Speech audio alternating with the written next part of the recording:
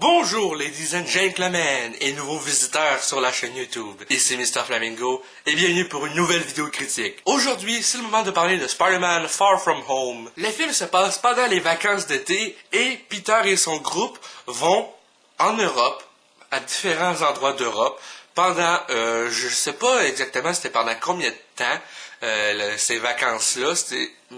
Il me semble que c'était en tout cas aux alentours d'une semaine que les éléments de ce film-là. Honnêtement, ce film est meilleur que Homecoming selon moi. J'ai eu beaucoup plus de plaisir à regarder Far From Home que Homecoming pour plein de raisons. J'ai beaucoup aimé la chimie entre Spider-Man et Mysterio, les moments aussi entre Peter et Happy Hogan, qu'on découvre qu'il y a quelque chose qui se passe entre Happy et Tante May. Ça, j'ai trouvé ça crissement drôle. New dress? Yes, it is. How'd you know? What just happened? J'ai trouvé que John Watts fait un excellent travail de réalisation encore une fois. Lui qui avait réalisé le premier Spider-Man Homecoming. Ce nouvel opus-là est encore mieux en termes d'action. Il y a beaucoup plus d'effets spéciaux. Avec les élémentaux, et j'ai trouvé ça vraiment le fun. Les changements de costume de Spider-Man, c'est pas juste genre Tony Stark reprend le costume puis ça finit là. Non, c'est vraiment plus genre Tony Stark est plus là, donc je me débrouille avec ce que j'ai. À ce niveau-là, les costumes qu'il y a dans ce MC, c'est quelque chose qu'il y avait déjà, et aussi un nouveau costume offert par le Shield qui est comme le Spider-Man noir, inspiré des comics qui se passent de Spider-Man qui se passe dans une timeline alternative des années 30. Donc j'ai trouvé ça vraiment cool qui incorpore ces éléments-là. Il y a des bons revirements de situation que je ne spoilerai pas, mais qui, je pense, beaucoup de monde vont être capables de deviner. Mais ça reste vraiment excellent. J'aurais aimé en découvrir un peu plus sur la pseudo-relation entre Happy Hogan et Tante May. Je trouve que c'est quelque chose qui pourrait être potentiellement exploré dans un troisième film. S'ils en font un autre, je l'espère en tabarnak. Restez pour le générique de fin.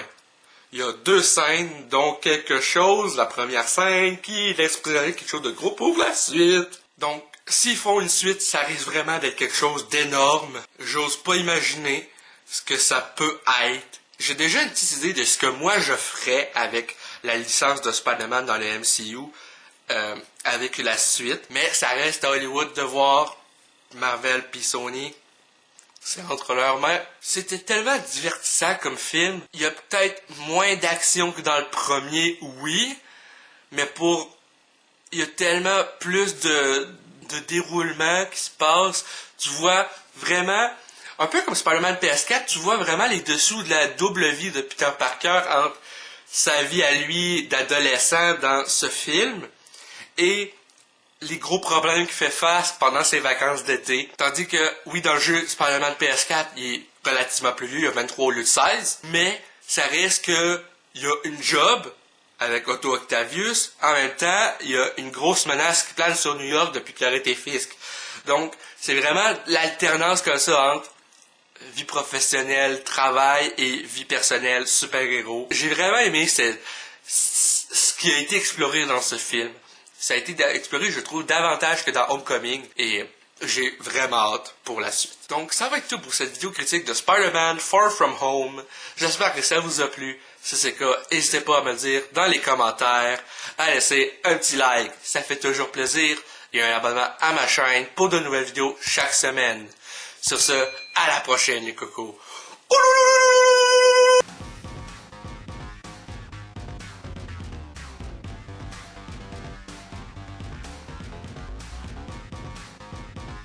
Hey le grand, c'est quoi que t'attends pour t'abonner, sacrament?